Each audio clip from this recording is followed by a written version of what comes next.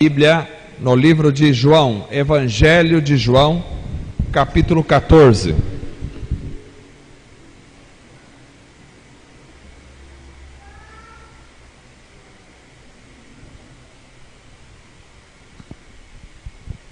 Evangelho de João, capítulo 14.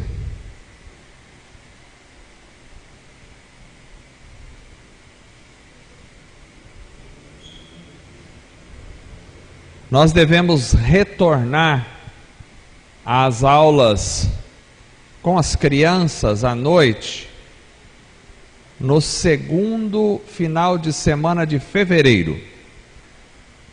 Então, retornando às aulas nas escolas comuns também, nós também estaremos retornando às aulas com as crianças nos cultos.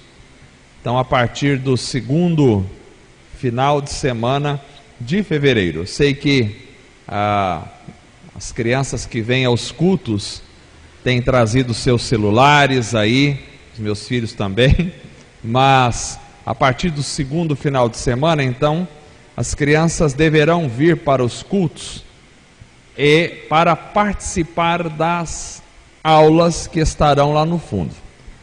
As crianças que não forem participar das aulas devem ficar com os seus pais. E eu vou pedir aos pais que não permitam que as crianças tragam celulares para a igreja. Se quiser trazer para depois do culto, tudo bem. Mas aqui durante o culto, então, as crianças não deverão mais ficar lá naquele espaço, lá no fundo, com seus celulares, porque haverá aula para as crianças. E as crianças que porventura já estiverem um pouco maior, que não forem estar nas aulas, deverão estar sentados nos bancos assistindo a pregação do culto. Amém? João capítulo 14, a partir do verso 1 até o verso de número 27.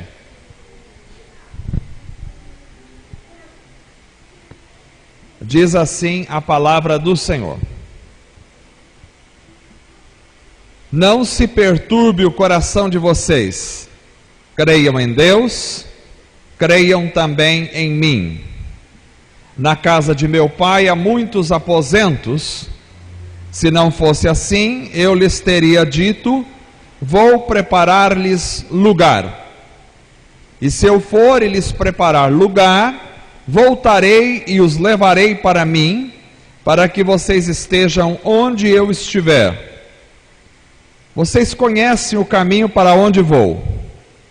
Disse-lhe Tomé: Senhor, não sabemos para onde vais, como então podemos saber o caminho?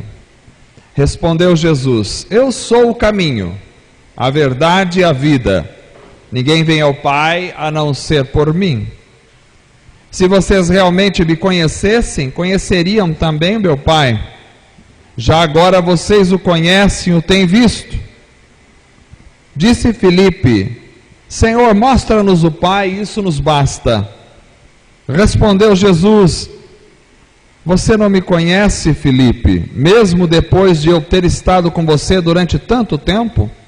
Quem me vê, vê o Pai. Como você pode dizer: mostra-nos o Pai? Você não crê que eu estou no Pai e que o Pai está em mim? As palavras que eu lhes digo não são apenas minhas, pelo contrário, o Pai que vive em mim está realizando a sua obra. Creiam em mim quando digo que estou no Pai e que o Pai está em mim, ou pelo menos creiam por causa das mesmas obras. Digo-lhes a verdade: aquele que crê em mim fará também as obras que eu tenho realizado. Fará coisas ainda maiores do que estas, porque eu estou indo para o Pai. E eu farei o que vocês pedirem em meu nome, para que o Pai seja glorificado no Filho. O que vocês pedirem em meu nome, eu farei. Se vocês me amam, obedecerão aos meus mandamentos. E eu pedirei ao Pai, e Ele lhes dará outro conselheiro para estar com vocês para sempre, o Espírito da verdade. O mundo não pode recebê-los, porque não vê nem o conhece. Mas vocês o conhecem, pois Ele vive com vocês e estará em vocês. Não os deixarei órfãos, voltarei para vocês. Dentro de pouco tempo o mundo já não me verá mais, vocês porém me verão, porque eu vivo, vocês também viverão. Naquele dia compreenderão que eu estou em meu Pai, vocês em mim e eu em vocês. Quem tem os meus mandamentos e lhes obedece, esse é o que me ama. Aquele que me ama será amado por meu Pai, e eu também o amarei e me revelarei a ele. Disse então Judas, não Iscariotes: Senhor, mas por que te revelas a nós e não ao mundo?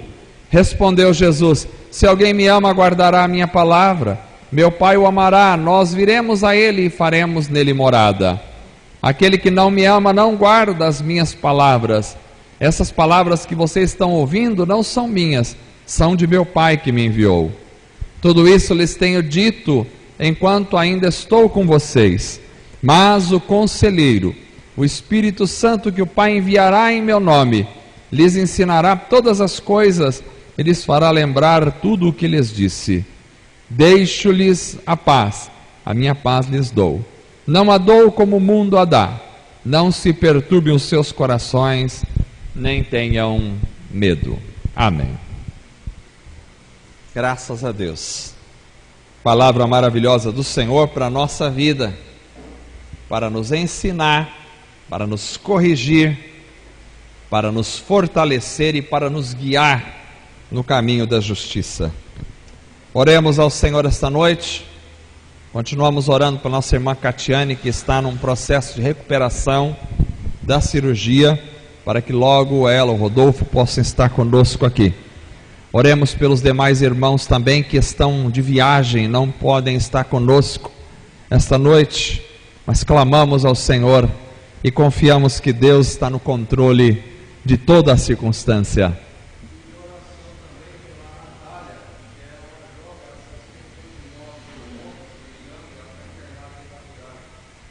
Vamos orar pela Natália, que teve um acidente de moto e está internada em estado grave. Oremos por ela também, o Senhor é poderoso para curar. Amém? Fecha os teus olhos esta noite. Senhor Deus amado, graças te damos pela tua palavra poderosa, maravilhosa, lida esta noite. Graças te damos porque tu estás aqui em nosso meio. Tu és Senhor poderoso, glorioso, maravilhoso e santo. Ó Deus amado, pedimos a tua bênção sobre essas pessoas mencionadas esta noite. Pedimos a tua bênção sobre a vida da Natália, que sofreu esse acidente de moto, que está em estado grave no hospital. Estenda as tuas mãos para, ó Deus, preservá-la. Faça a tua vontade na vida dessa moça. Ó Deus poderoso, tu podes curar, podes restaurar, podes transformar todas as circunstâncias. Pedimos a tua bênção, ó Deus, sobre a vida da irmã Catiane também, que está em estado de recuperação da cirurgia. Senhor, cuida dela, que logo ela possa estar no nosso meio, assim como o Rodolfo, sua família. Abençoe também, ó Pai, os irmãos que estão de viagem, Senhor. Ó Deus, que o Senhor possa guardá-los, protegê-los na viagem, livrá-los de todo o mal. Abençoa os irmãos que vieram aqui esta noite, para juntos nos reunirmos em nome de Jesus, para exaltarmos o teu nome, glorificarmos ao Senhor. Acende em nosso coração a chama pela oração, por um avivamento, pela mudança de vida. Fortalece os corações. Ó Deus, aviva esta igreja, aviva o coração deste povo, desperta, Senhor, que haja conversão de vidas, que haja mudança de vidas, que haja salvação, que haja, ó Deus, a ação do Teu Espírito Santo em nós, em nossa vida, em nosso meio. Ó Deus, abençoe os corações, para que, Senhor, as pessoas se convertam a Cristo Jesus, mudem de vida, abandonem a frieza, abandonem a apatia. Ó Deus poderoso, precisamos de um despertamento. Oramos por um avivamento, Senhor. Oramos por um avivamento, por mudança de vida, por mudança, Senhor, de mente, de pensamento, de coração. Senhor amado, desperta a tua igreja com dons espirituais. Senhor, que haja, Senhor, curas, libertações, que haja, Senhor, conversões em nosso meio. Estenda as tuas mãos poderosas para agir em nosso coração.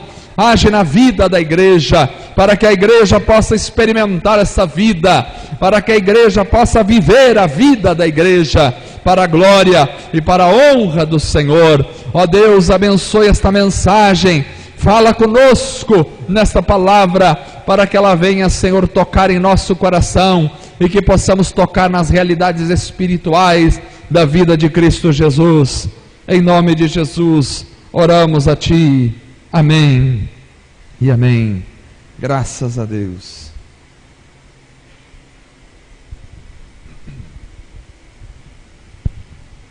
Irmãos, o nosso grande desafio, creio eu, um dos nossos grandes desafios, melhor dizendo, é manter o coração longe das perturbações da vida. É sempre esse um desafio específico, grande e importante, porque parece que tudo nessa vida secular conspira para perturbar a alma das pessoas. É só assistir aos noticiários, é só assistir à televisão, é só prestar atenção nas mensagens encaminhadas na internet, nos celulares, e a alma já fica grandemente atribulada. É só parar para fazer as contas, para perceber que a sua alma será grandemente perturbada. É só olhar para a sua aparência no espelho, dia a dia, e ver que você vai mudando, e serás um forte candidato à perturbação da alma. Ou seja, as doenças, os perigos, as ameaças, as oscilações financeiras, o envelhecimento, o tempo, as saudades, as nostalgias, são elementos perturbadores da alma humana. Todas essas coisas contribuem para tirar a paz do coração das pessoas.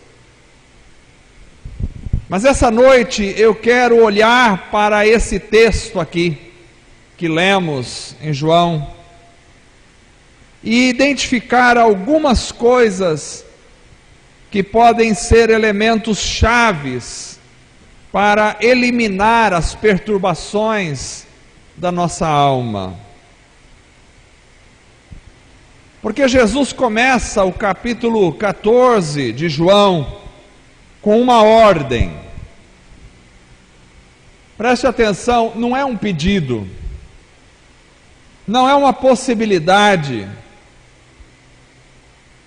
não é um talvez de Jesus, é uma ordem que deve ser cumprida, é um verbo aqui de ação que está no modo imperativo, e o modo imperativo denota ordem.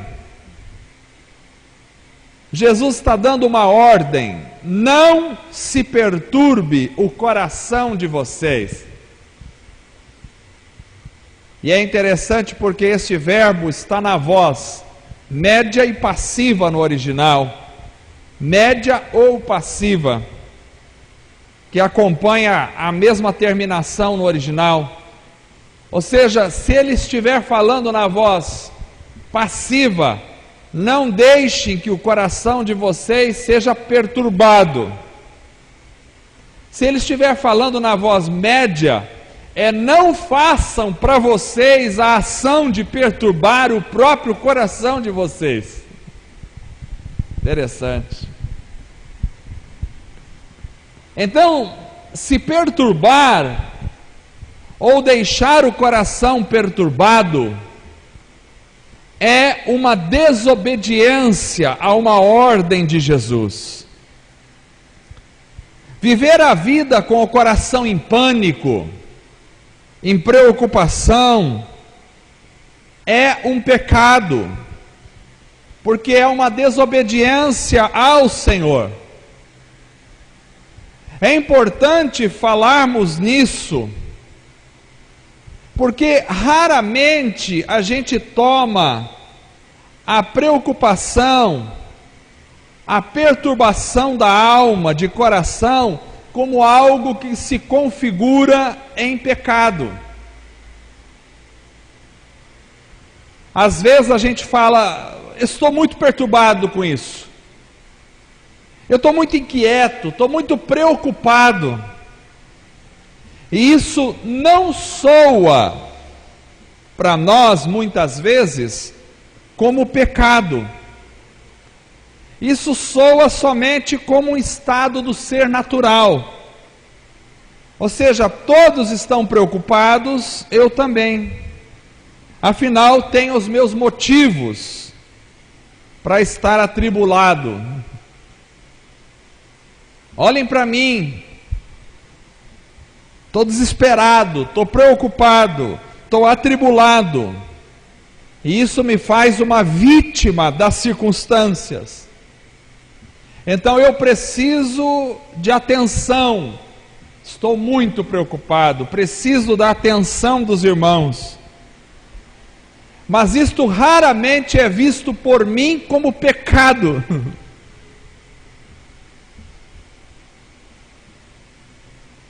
Mas se eu olhar para o texto e interpretar o texto da forma correta, respeitando as condições gramaticais, verbais do texto, que é algo necessário para que possa haver uma compreensão correta, vocês sabem muito bem que se não respeitarmos uma simples vírgula num texto, nós cometemos um erro de interpretação desse texto que pode gerar um sentido totalmente oposto até ao que tinha o texto original.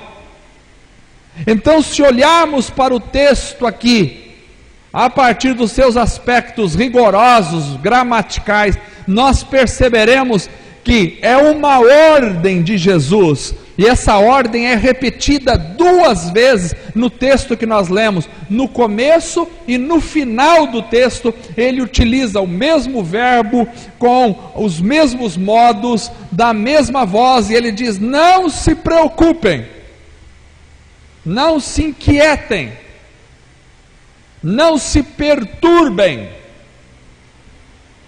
Então, a partir desta ordem, é pecado viver uma vida preocupado, é pecado viver uma vida inquieto, é pecado viver uma vida apavorado, desesperado. Então, se é pecado, como eu posso viver sem a preocupação? Como é que eu posso viver sem a inquietação? Já que é pecado me inquietar. Eu tenho aqui alguns princípios chaves para mim e para você. Em primeiro lugar, para não viver inquieto, eu preciso ter fé em Deus. Confiar em Deus. Jesus diz no verso 1: creiam em Deus, creiam também em mim. Creiam, acreditem, tenham fé. A preocupação é pecado, porque na realidade a preocupação é, no fundo, falta de fé. Nós precisamos, irmãos, ter fé em Deus. Isso pode parecer muito básico, muito simples, e alguém pode dizer: mas eu vim aqui essa noite você está chovendo no molhado, está falando coisas que eu já sei. Amém. Eu sei que você já sabe disso, mas é importante reafirmar isso esta noite. É importante pararmos para reconsiderar aquilo que já sabemos. Precisamos ter fé, precisamos acreditar, precisamos crer que Jesus está em controle da vida. Jesus controla o universo, porque tudo foi feito dele, por ele e para ele. Jesus controla as trilhões de trilhões de trilhões de estrelas no espaço. Jesus controla os bilhões de milhares de anjos no céu. Jesus controla os bilhões de seres humanos que estão na terra. Ele está em controle de tudo. Ele não os controla como robôs, mas Ele está no controle de toda a circunstância, porque Jesus é Senhor. Então, se Jesus está em controle da terra, Jesus está em controle do mundo, Jesus está em controle do Brasil, Jesus está em controle inclusive de Satanás e de todos os demônios. Ele está em controle, nada foge ao seu poder, nada foge à sua autorização. Até o diabo precisa pedir autorização para Deus, para fazer as coisas que vai fazer. Então Deus controla tudo, está em controle de tudo. Deus está em controle do Brasil, da nossa circunstância, e está em controle de mim e de você. Ele sabe de todas as coisas. Então, para vencer a perturbação, nós precisamos de uma vida cultivada na fé, crendo que Deus cuida de nós. Não é a fé de que Deus vai atender todos os nossos pedidos e demandas. Não é a fé que Deus vai me dar tudo aquilo que eu desejo na vida natural, material. Não é esse tipo de fé barata. É a fé de que Deus continua olhando para mim.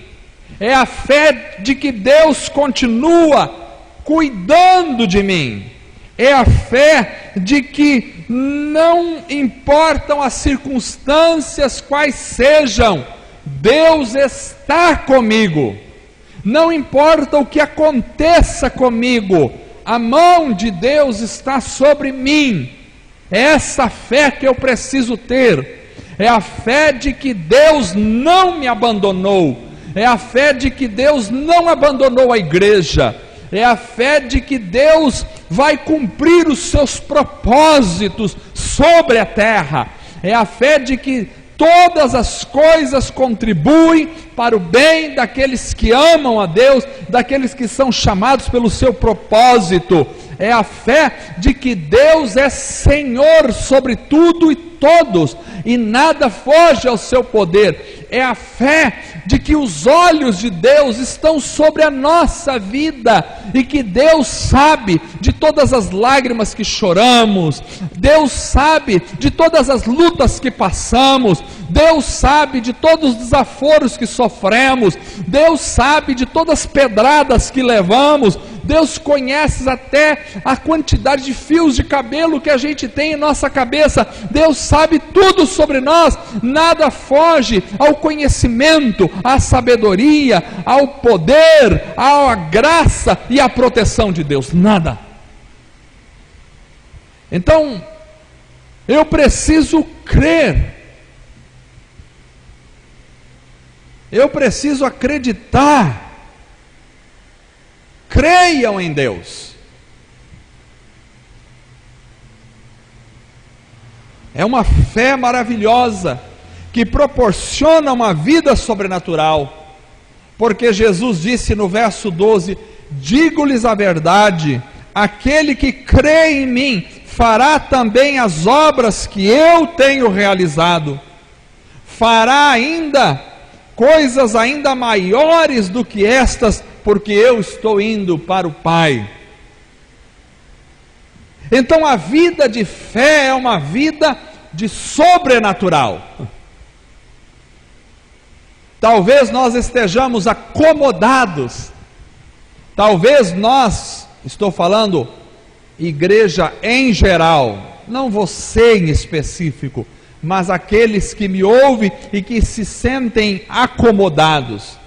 Talvez nós, igreja do século 21, estejamos acomodados espiritualmente falando, acomodados à apatia espiritual, acomodados à frieza, acomodados a viver uma vida natural, sem tocar nas realidades espirituais, sem ser tocado pelo Deus Todo-Poderoso, sem sentir a presença de Deus, sem viver em comunhão com o Senhor. Talvez estejamos acomodados, e é por isso que o sobrenatural parece estar tão oculto de nossos olhos.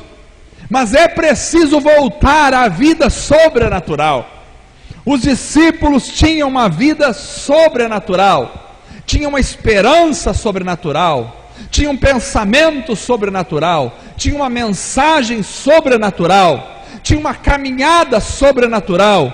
Nós precisamos disso, precisamos crer em Deus, confiar em Deus.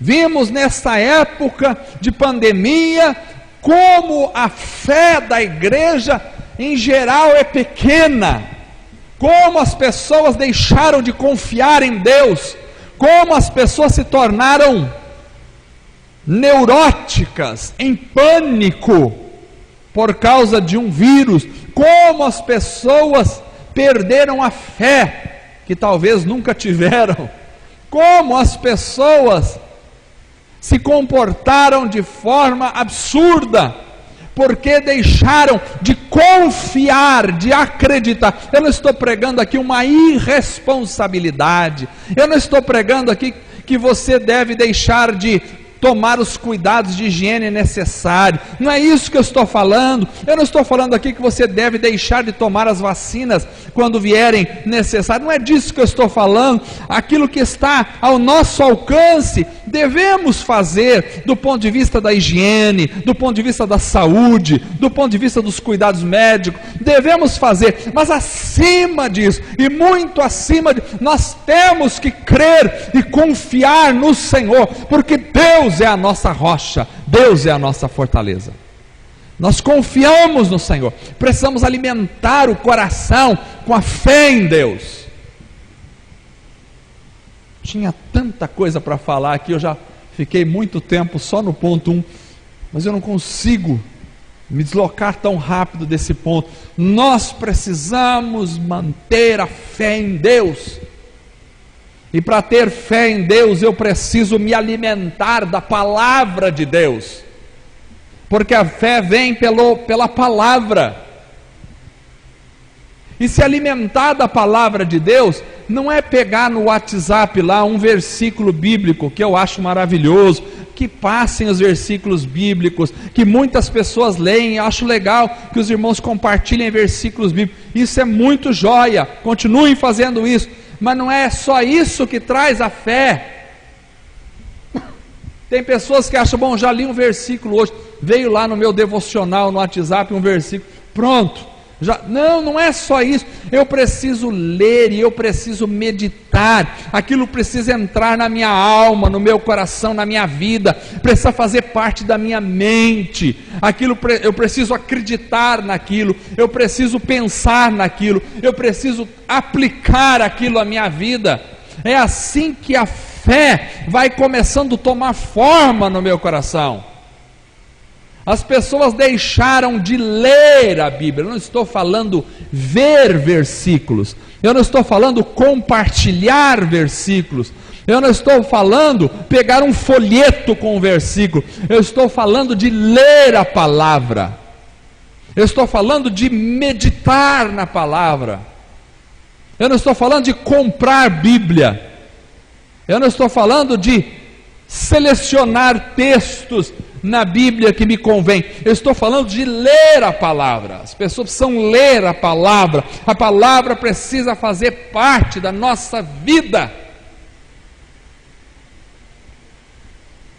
Crentes que já se converteram há 10, 15 anos e nunca leram nenhuma vez a Bíblia.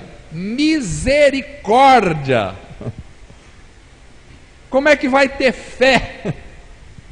Eu não estou aqui para condenar ninguém, eu não estou aqui para apedrejar ninguém, eu estou aqui apenas para alertar, irmãos. Quando a gente quer, a gente lê.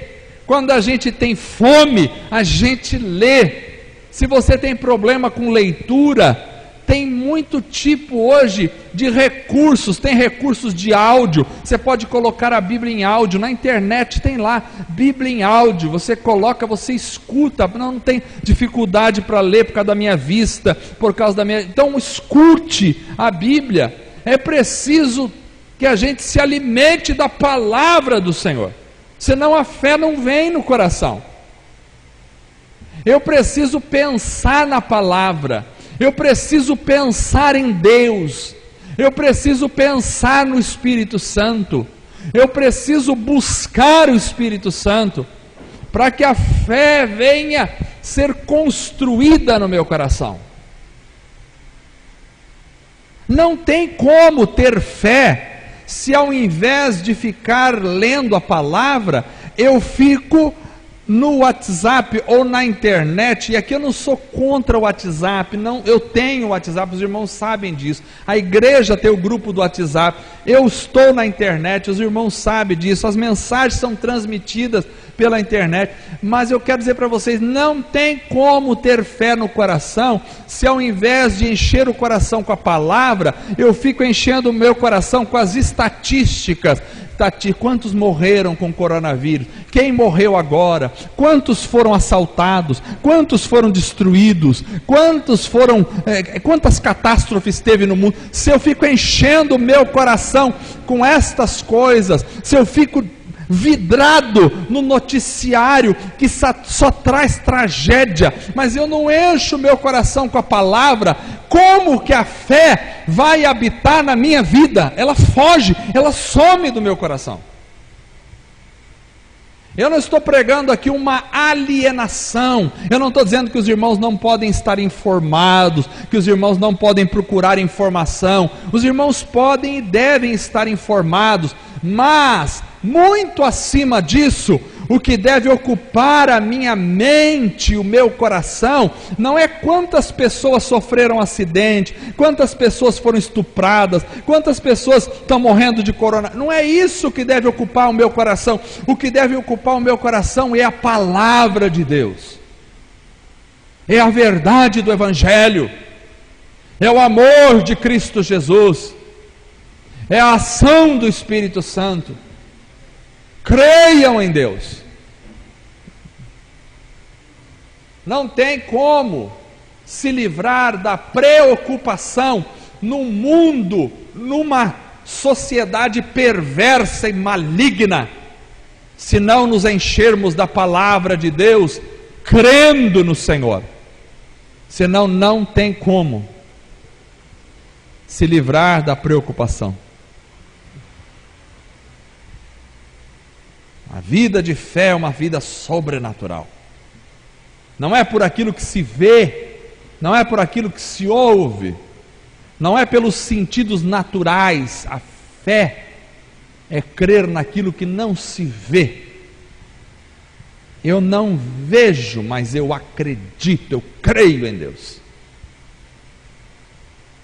Como eu posso viver sem inquietação? Tendo fé. Segundo, além de fé, eu preciso ter esperança. Jesus diz no verso 2: na casa de meu pai há muitos aposentos, se não fosse assim eu lhes teria dito. E conclui: vou preparar-lhes lugar. E ainda no texto que lemos diz: eu volto para buscar vocês. Então vejam que Jesus nos promete que iria preparar um lugar para nós. E isso levanta em nós a esperança. Porque a inquietação, a preocupação, ela vem quando não há fé. Mas também a preocupação e a inquietação vem quando não há esperança. Porque esperança tem a ver com fé também. Sem esperança, quando a gente não tem esperança, a preocupação toma conta de nosso ser. Então precisamos ter a esperança renovada a cada manhã. Que esperança, irmãos? A esperança de ficarmos ricos? A esperança de que os nossos pedidos serão todos atendidos e os nossos sonhos serão todos realizados? A esperança de que a gente vai ter aquilo que a gente deseja? Não! A não ser que desejarmos o céu. A esperança de que Cristo nos preparou um lugar e que em breve nós estaremos com Ele neste lugar. É a esperança que precisamos. A esperança de que o Espírito Santo ainda vai avivar a igreja. A esperança de que Deus derramará um avivamento em nosso meio. Precisamos dessa esperança no coração. É isso que move a gente. A esperança de que Cristo voltará logo para buscar a sua igreja. A esperança de que em breve, muito em breve, todo esse sistema maligno do anticristo será destruído pelo sopro da boca do Senhor. A esperança de que muito em breve nós estaremos na nova Jerusalém celestial. A esperança de que, mesmo que o nosso corpo vá se deteriorando, vá se acabando, nós nos renovamos e sempre nos renovaremos interiormente, aguardando um corpo incorruptível, quando aquilo que é corruptível se revestirá da incorruptibilidade, aquilo que é mortal se revestirá da imortalidade, aquilo que é efêmero se revestirá da eternidade para sempre. É essa esperança que move o nosso coração. É a esperança de que muitas almas ainda serão salvas em Cristo Jesus. É a esperança de que o poder do Espírito Santo continuará agindo nos corações e na vida da igreja. Nós precisamos de ter a esperança no coração. Eu sei que é difícil manter a esperança numa sociedade tão corrompida. E às vezes é verdade. O desânimo, a falta de ânimo tem a ver com esperança. Com esperar, com respirar, com aspirar. Então a falta de ânimo, de alma, às vezes bate no nosso coração. E se a gente não vigiar, a gente entra no desânimo. Desânimo é falta de ânimo. Ânimo é alma, é vida, é falta de vida. Pessoa desanimada é pessoa sem vida, sem brilho, sem vivacidade. Nós precisamos de esperança, precisamos manter a esperança de que Cristo vai voltar para nos buscar. E que em breve nós vamos entrar no céu, na presença do Senhor. Essa esperança não pode morrer no nosso coração. Os crentes de hoje em dia estão com esperança de ganhar na Mega Sena, estão com esperança de conseguir comprar uma fazenda, misericórdia. A nossa esperança não é deste mundo, porque o reino de Cristo não é deste mundo. A nossa esperança é do céu, é de Cristo Jesus. A nossa esperança é ter uma comunhão cada vez mais viva com o Senhor. A nossa esperança é estar aqui ouvindo a voz do Espírito Santo, é ser guiado pelo Espírito Santo, é ser cheio do Espírito Santo. Eu tenho orado por um avivamento, eu tenho orado por ser cheio do Espírito Santo, eu tenho orado para que Deus encha essa igreja do Espírito Santo, tenho orado pela conversão dos meus filhos, tenho orado pela conversão das pessoas, tenho orado por um enchimento do Espírito Santo na igreja de Umuarama, tenho orado e Deus vai fazer. Nós temos a esperança, nós cremos em Deus, de que Deus vai fazer isso. É isso que tira a preocupação, a inquietação. E é quando eu começo a me preocupar, quando eu começo a me ocupar das coisas deste século, passageiras, aqueles que querem ficar ricos, produzem para si mesmo inúmeras dores, diz a palavra. Quando eu começo a me ocupar dessas coisas, a inquietação da minha alma aflora. Mas quando eu encho o meu coração de esperança, então as coisas começam a mudar. Como combater a inquietação? Tendo fé e esperança. Terceiro, como combater a inquietação? Tendo um caminho seguro para trilhar. Um caminho seguro para trilhar. Porque o que gera inquietação e insegurança nas pessoas é não ter um caminho seguro para trilhar. Eu fui viajar esses dias com a família. E como é bom trilhar estradas seguras, estradas boas. É verdade, a gente tem que reservar um bom dinheiro para pagar os pedágios das boas estradas. Mas como é bom trilhar estradas boas e seguras com GPS na mão. Como é bom. A gente se sente seguro para viajar.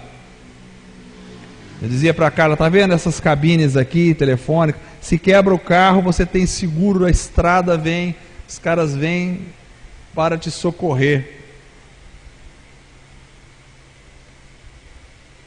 Tomé disse a Jesus no verso 7, Senhor, não sabemos para onde vais, como poderemos saber o caminho? Interessante porque esta reação de Tomé vem logo após a afirmação de Jesus dizendo, vocês conhecem o caminho para onde vou. E Jesus então diz aos discípulos, eu sou o caminho, a verdade e a vida, ninguém vem ao Pai a não ser por mim. É importante estarmos no caminho certo. Você pode perguntar, mas diante de tantos caminhos, qual caminho devemos trilhar? E a resposta é, o caminho não é um espaço físico. O caminho não é de terra ou de asfalto. O caminho não é norte ou sul. O caminho é uma pessoa. O caminho é Jesus. Então, se você está em Jesus, você está no caminho seguro. Se você está em Jesus, você anda por Jesus, porque Ele é o caminho. Por onde vão teus passos?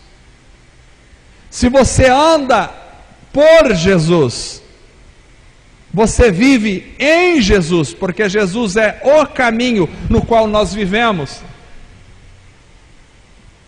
Paulo diz algo semelhante em Atos capítulo 17, verso 28, citando os poetas da época, ele diz, pois nele vivemos, nos movemos e existimos. Nele nós vivemos, nos movemos e existimos. Ele é o nosso caminho. Jesus é o caminho. Ou seja, é preciso andar por Jesus para encontrar segurança. E neste caminho não há pedágio, porque o preço já foi pago na cruz. E nesse caminho você tem socorro a cada instante, porque é um caminho perfeito. E nesse caminho não há buracos, porque ele é absolutamente perfeito. E nesse caminho não há desvios, porque ele é reto e certo. E nesse caminho não há acidentes, porque ele é o protetor.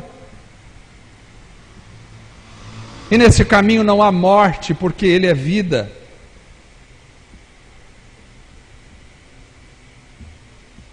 Então é preciso andar por ele para encontrar segurança. Porque neste caminho também é a verdade. Ou seja, não há engano. Não precisa de GPS, porque você não erra. Se você está em Cristo, você não erra. O destino é certo, porque neste caminho há vida e não morte. A Bíblia diz que há caminhos que ao homem parecem bons, mas o fim deles é de morte. Mas há um caminho que há vida, e este caminho é Jesus, e você e eu temos que trilhar por ele, temos que andar por Jesus. Se você e eu andarmos por qualquer caminho, seguindo qualquer filósofo, ou nos orientando pelos homens, então colheremos a inquietude e a preocupação. Porque tem crente se guiando por filosofia e não pela palavra de Deus. Tem crente andando pelo que a psicologia diz. Eu não sou contra a psicologia, eu não sou contra a filosofia, eu acho que tudo tem o seu lugar, mas o que guia a minha alma não é o coração do ser humano, o que guia a minha alma é a palavra de Deus. Se somos orientados por Cristo, se seguimos a Cristo, nele vivemos e por ele caminhamos, então a inquietude se dissipa. Porque para andar por um caminho com confiança, nada melhor do que conhecer este caminho.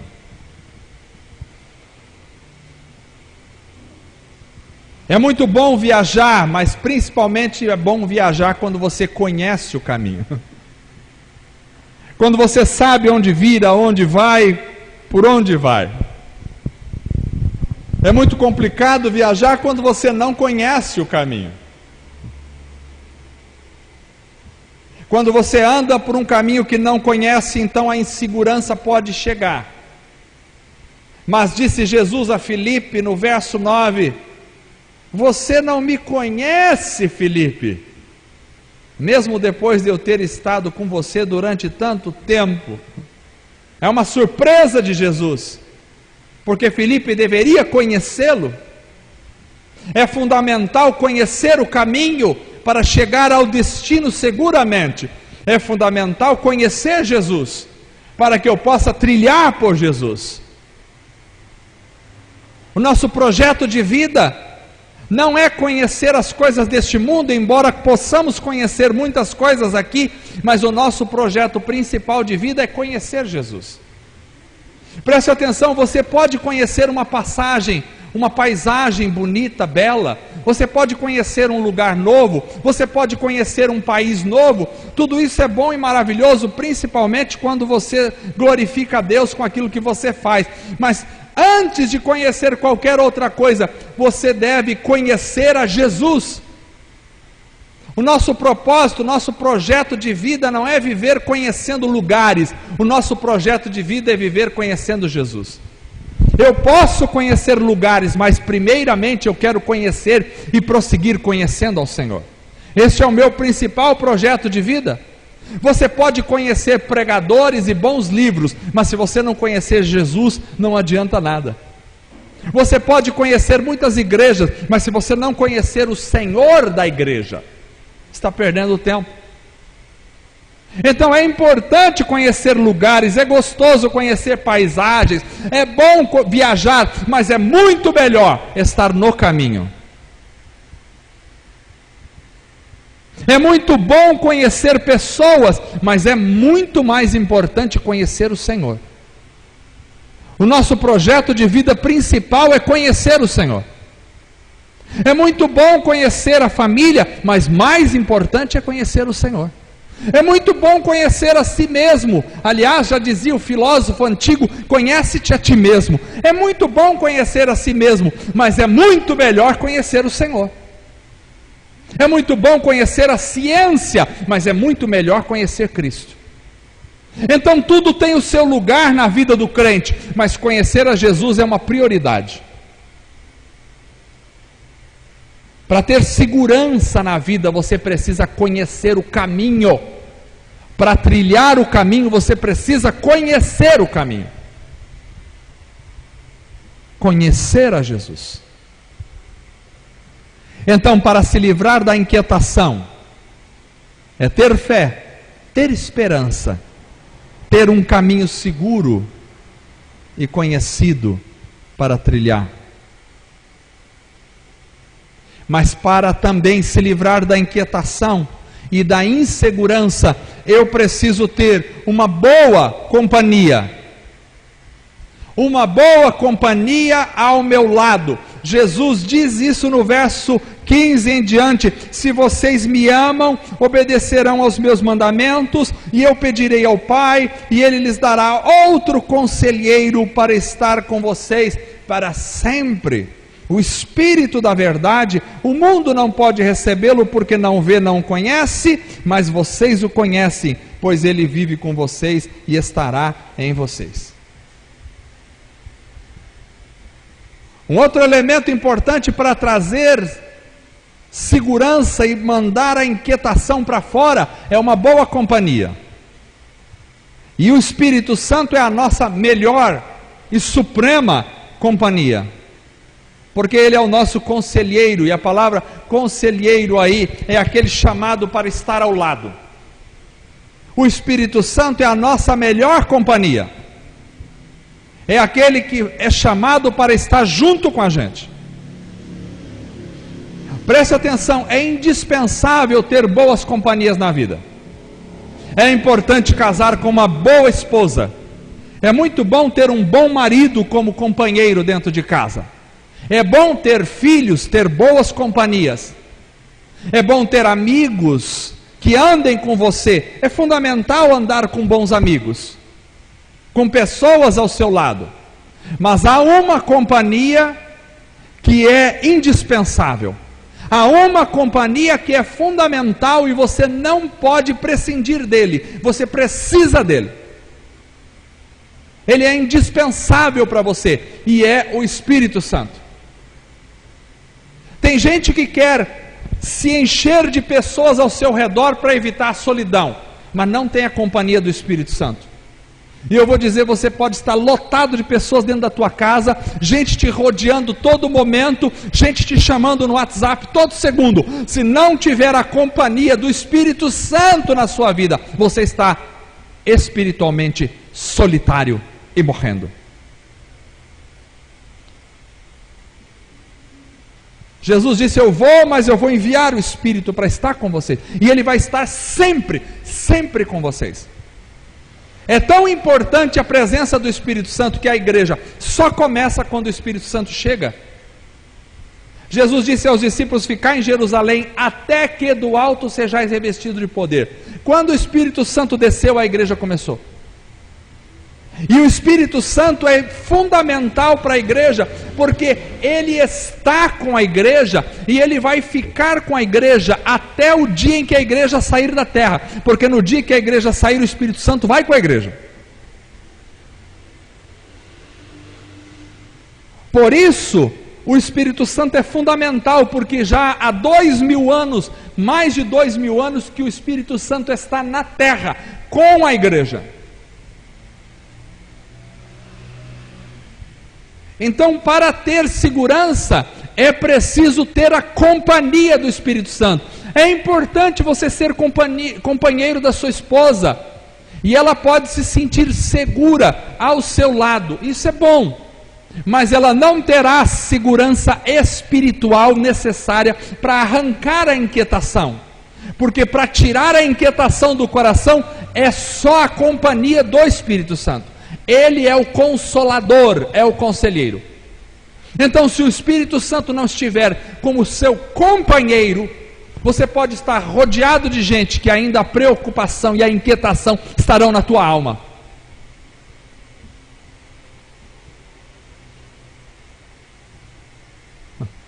Não há como tirar a inquietação se o Espírito Santo não for o teu companheiro.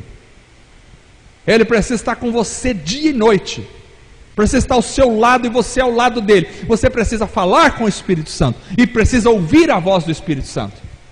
A igreja precisa do Espírito Santo. Nós precisamos ouvir a voz do Espírito Santo como igreja. Os irmãos oravam e disse o Espírito Santo: separai a mim, para mim, Paulo e Barnabé, para a obra que os tenho. Disse o Espírito Santo. O Espírito Santo fala, e ele fala à igreja.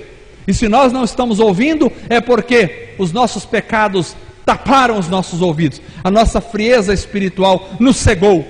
Mas o Espírito Santo fala à igreja, porque ele é o mesmo, ontem, hoje e eternamente.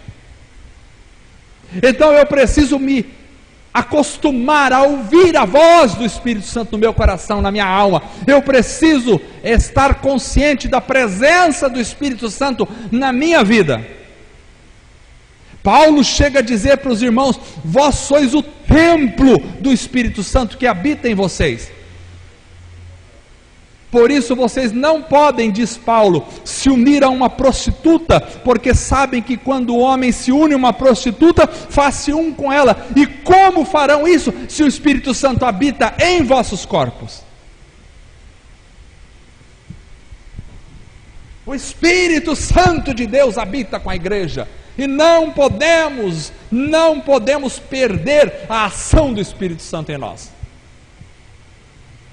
Irmãos, nós podemos ter tudo, podemos ter uma igreja bonita, bem estabelecida, com ar-condicionado, lotada, com bom louvor, com músicas inteligentes, com boa mensagem, mas se o Espírito Santo não estiver entre nós, estamos perdidos. Somos apenas uma religião. Porque o Espírito Santo é a vida da igreja. É como um corpo. Por isso, a palavra espírito é que dá vida ao corpo. Quando Deus fez o homem, soprou o espírito e o homem se tornou uma alma vivente. Mas enquanto o espírito não entrou no corpo do homem, o homem não viveu. Assim é a igreja, que é o corpo de Cristo, mas para que esse corpo tenha vida, precisa do Espírito, e o Espírito Santo é a vida da igreja. Precisamos da companhia do Espírito Santo. Precisamos da companhia do Espírito Santo. E para terminar, além de ter fé, além de ter esperança, além de ter um caminho seguro e conhecido para trilhar, além da boa companhia, eu também tenho um outro elemento chave para me livrar da preocupação e da inquietação, que é viver para glorificar a Deus. Viver para glorificar a Deus. Jesus mostra isso no verso 13: e eu farei o que vocês pedirem em meu nome, para que o Pai seja glorificado no Filho. A função da vida de um cristão é viver para a glória de Deus. O Pai deve ser glorificado no Filho. E há uma identificação entre o Filho e a igreja. Porque Jesus disse para Paulo, quando perseguia a igreja: por que me persegues? Não é porque persegues a minha igreja, é porque me persegues. Porque há uma identificação entre Cristo e a igreja. E se o Pai é glorificado no Filho, o Pai é glorificado na igreja. Então esse deve ser o objetivo último das nossas orações, dos nossos pedidos. Quando oramos, devemos perguntar: isso que eu estou pedindo é para glorificar a Deus na minha vida? Ou é para glorificar a mim mesmo? Quando eu faço alguma coisa, devo pensar: o que eu estou fazendo é para a glória de Deus ou é para a minha glória? Ou é para mim mesmo? Quando eu vivo buscando trazer elogios e glórias para mim, então a minha vida será uma perturbação e uma inquietação. Mas quando eu vivo para glorificar a Deus, então a minha vida tem outro sentido. E a inquietação desaparece. Então quando a gente trabalha, a gente vai trabalhar, seja qual for o tipo de serviço que a gente faz, o nosso serviço é para glorificar a Deus com o nosso trabalho, e não a nós mesmos. Será que o meu trabalho glorifica a Deus? Será que Deus pode ser visto em mim da forma com que eu trabalho?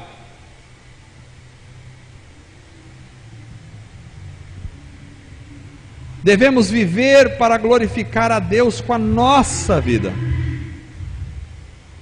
Devemos ter uma família não para mostrar aos outros: olha como a minha família é perfeita, bonita, meus filhos são obedientes. Nós temos que ter uma família para glorificar a Deus com a nossa família. O objetivo de ter uma família, de ter filhos, de ter uma esposa, é para glorificar a Deus com aquilo que você tem.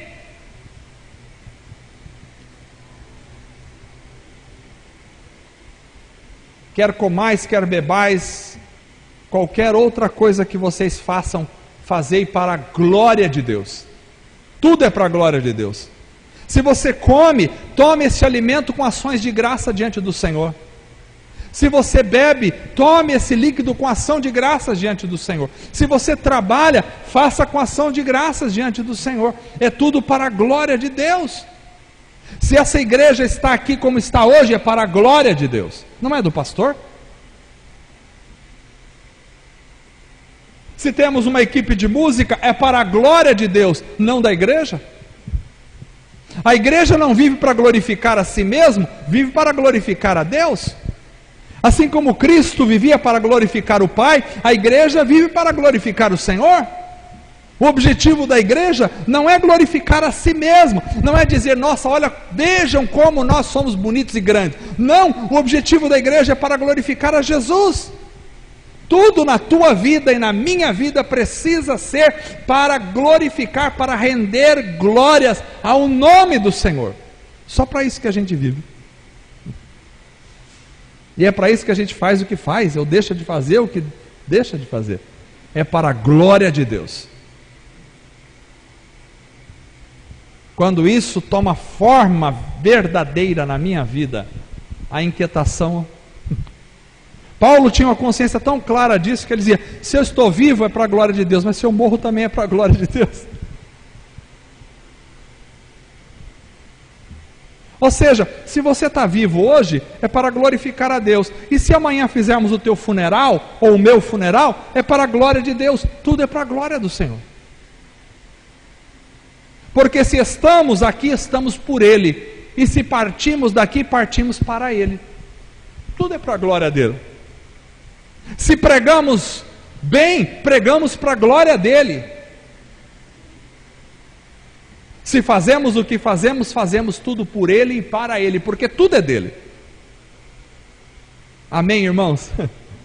Tudo é dEle, por Ele e para Ele. Aqui terminamos, sem terminar.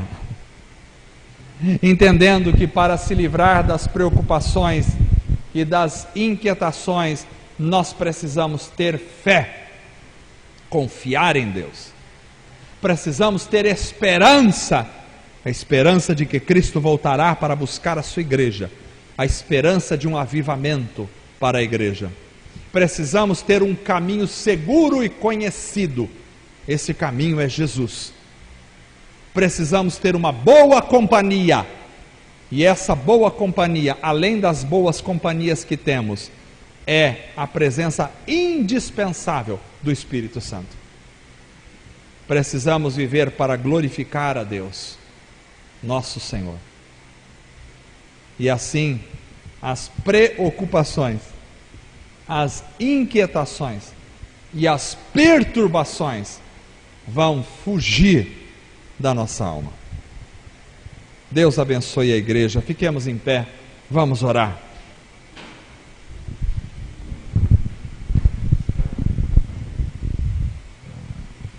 São 9h05. Eu não vou me delongar, apenas quero orar e vamos cantar uma música para a glória do Senhor. Senhor Deus, entendemos a Tua palavra esta noite. Não queremos ficar ansiosos, não queremos ficar preocupados, não queremos ficar inquietos. Queremos ter fé, acreditar, confiar no Senhor. Ajuda-nos a encher o nosso coração com a Tua palavra. Queremos ter esperança no Senhor. Precisamos ter a esperança viva da volta de Jesus. Precisamos ter a esperança viva de um avivamento, de uma ação do Teu Espírito Santo sobrenatural na nossa igreja. Precisamos ter o caminho firme e andar pelo Senhor, porque Tu és o caminho, a verdade e a vida. Ajuda-nos a Te conhecer cada vez mais. Queremos Te conhecer, Jesus, e viver para conhecê-lo. Conhecer lugares é muito bom. Conhecer comidas diferentes é muito bom. Conhecer pessoas é muito bom. Mas conhecer o Senhor é indispensável. Indispensável. Ajuda-nos, Senhor, a viver na companhia Tua, ó Espírito Santo. Tu és Senhor sobre nós, Tu és Deus em nós. Espírito Santo, não nos deixe sozinhos. Nós precisamos de Ti. Precisamos que o Senhor nos ensine. Precisamos que o Senhor nos dirija. Precisamos que o Senhor fale conosco. Precisamos que o Senhor nos conduza. Precisamos que o Senhor distribua Teus dons sobre nós. Precisamos da Tua vida. Precisamos do Teu poder. Precisamos da ação do Senhor. Precisamos do discernimento do Senhor. Precisamos da direção do Senhor sobre a nossa vida. Espírito de Deus, faça presente no meio da igreja, em nosso coração. Seja nosso companheiro, nosso conselheiro. Seja nosso ajudador. Esteja conosco. Nós também, Senhor, queremos viver para a glória do Senhor. Queremos viver para Te glorificar. Glorificar o Senhor todo dia, todo momento, todo segundo. Seja com o que comemos, bebemos, dormimos, nos vestimos. Seja com o que trabalhamos, viajamos, andamos, pensamos ou agimos. Tudo seja para a glória do Senhor. Faça da nossa vida um ato de glorificação ao Teu nome, constante, eterno, para a glória do Senhor sempre. Abençoe Tua igreja. Inquieta o coração dos irmãos para serem cheios do Espírito Santo. Que a única inquietação que esteja na nossa alma seja a inquietação por buscar mais o Senhor. Seja a inquietação por Te conhecer mais. Seja a inquietação por ser mais cheio do Teu poder. Seja a sede pelo Senhor. Desperta esta igreja para a glória do Senhor. Em nome de Jesus. Amém. Vamos cantar